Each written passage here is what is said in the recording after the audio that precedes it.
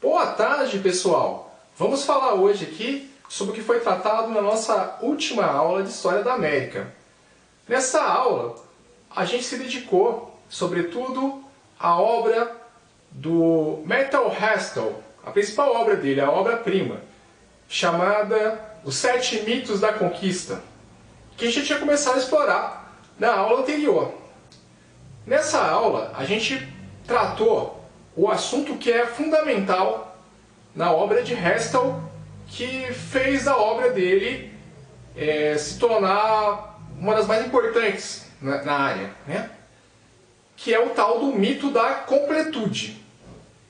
Esse mito da completude, pessoal, tem a ver com digamos que a crítica a certos aspectos que a historiografia tradicional, né, defendia acerca da conquista da América Espanhola, né?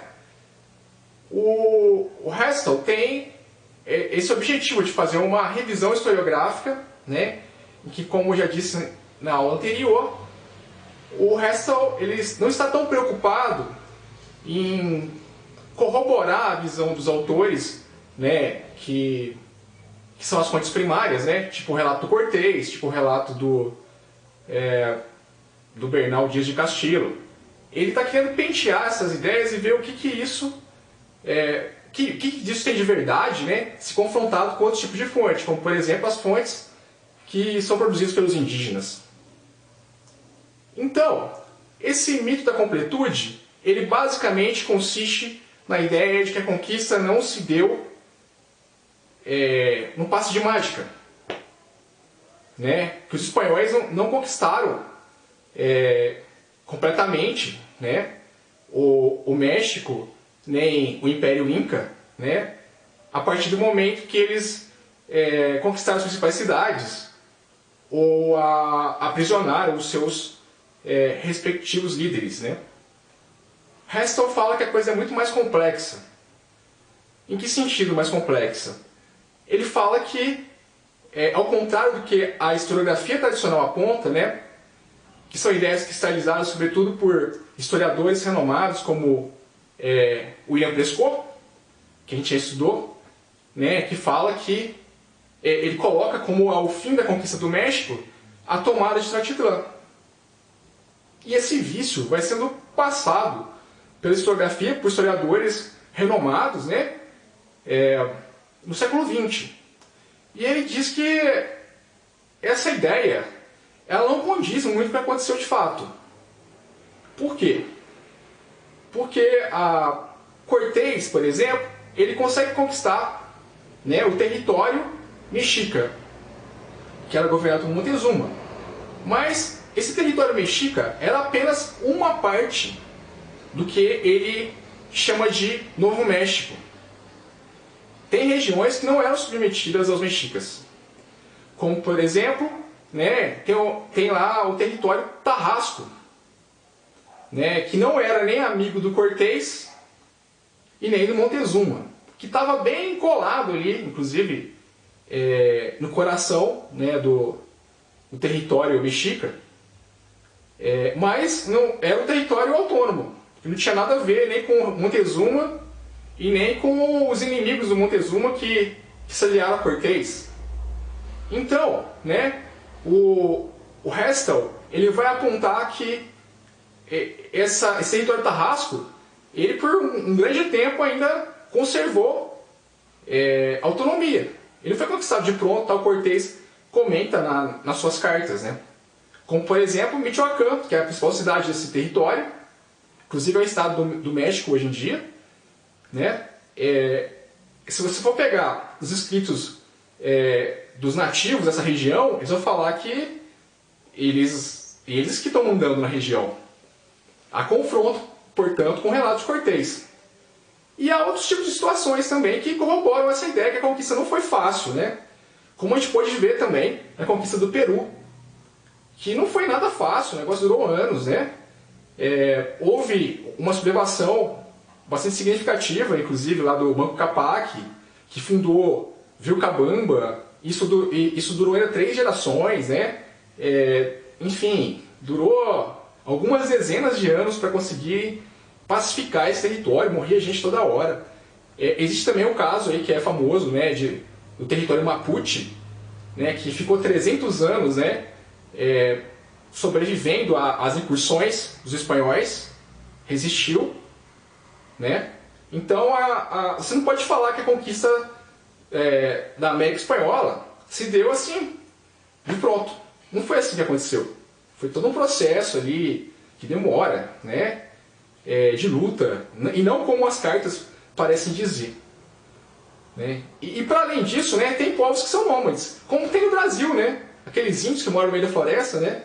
Até hoje esses caras têm ligeira autonomia em relação ao que é o governo brasileiro, por exemplo.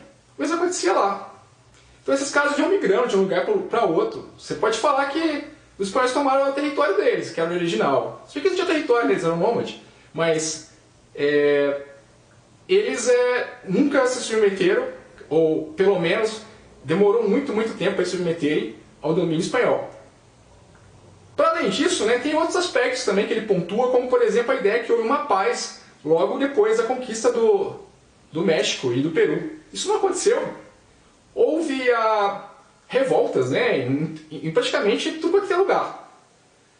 Só que Hessel coloca o seguinte: como havia conflitos de maior monta na Europa, né, os historiadores não deram a devida atenção para isso.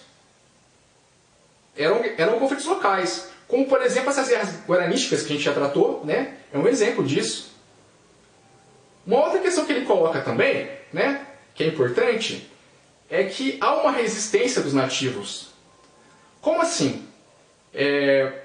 Eles aceitaram assim, essa hegemonia espanhola tão facilmente como querem fazer você acreditar.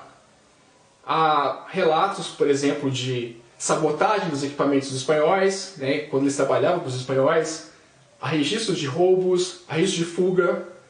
Então há todo um movimento de resistência, que é explorado inclusive por outros autores, como Watchell, que vão seguir essa linha. Então, há um movimento de resistência, não havia paz. E outra coisa, os espanhóis, eles exerceram um domínio sobre os nativos que, de certa forma, contribuiu para a manutenção da sociedade indígena tal qual ela era antes. Como assim? Né? Os espanhóis criam a tal da encomenda, né, em que um espanhol domina um território que antes era dos indígenas e cobra impostos desses caras e tal, mas as estruturas se conservam. Os espanhóis sequer tiveram a preocupação de ensinar a língua espanhola para eles. O importante era ganhar dinheiro e fazer os índios trabalhar para eles. Mas eles tinham toda a preocupação assim, de domínio completo assim, dentro do campo cultural. Tanto é que eles chamavam as regiões de Ailu e Autepte como era antes, né? E tinha lá os líderes ainda, né? Os curacas e tal qual era antes. Tinha alguma influência espanhola? Tinha. Mas também tinha uma autonomia bastante significativa. Eles faziam as mesmas coisas, eles plantavam do jeito que era antes e tal. Então, os espanhóis vão garantir, não porque são bonzinhos, mas porque eles faziam isso em outras partes, né, dos domínios deles. Eles vão garantir certa autonomia para os indígenas.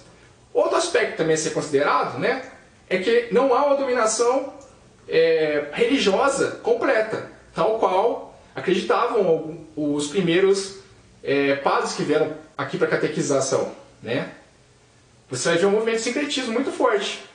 Muitos índios vão aderir ao cristianismo, outros não. Né? Tem padre que reclama que tentou de tudo para fazer os caras se converterem ao cristianismo, os caras não fizeram nada. Os caras não mudaram um milímetro a convicção deles. E há também lugares que você vai ver movimentos de sincretismo, né? Em que você associa elementos da cultura cristã à cultura nativa, né? E você, quem tem um olhar de fora, quem tem um olhar estrangeiro, não percebe, né, essas relações, né? Você pode ver, por exemplo, na ideia de Nossa Senhora, que para eles foi fácil aceitar, porque eles tinham lá a deusa mãe, né? A Pachamama. É a mesma coisa, só mudou o nome. Né? Então você vai ver que vai por exemplo, tem a festa dos mortos, né, que você vai ligar ao Dia das Almas. Enfim, tem elementos ali que são da cultura deles, que vão ser conservados e não vai passar, né, a um olhar, a um crivo mais fino, assim, por parte dos espanhóis, que vão achar que não, pô, os caras agora viraram cristãos de fato. Apenas cristãos. Não, eles conservaram boa parte da tradição.